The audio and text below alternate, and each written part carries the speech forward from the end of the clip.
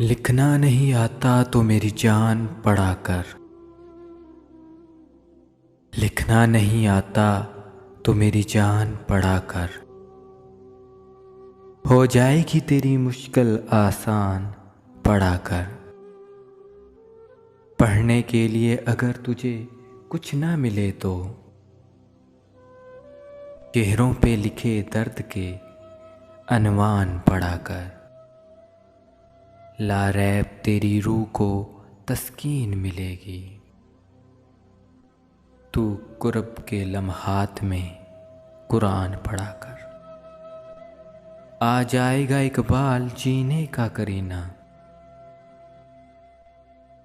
तू सरवरे कौनैन के फरमान पढ़ा कर।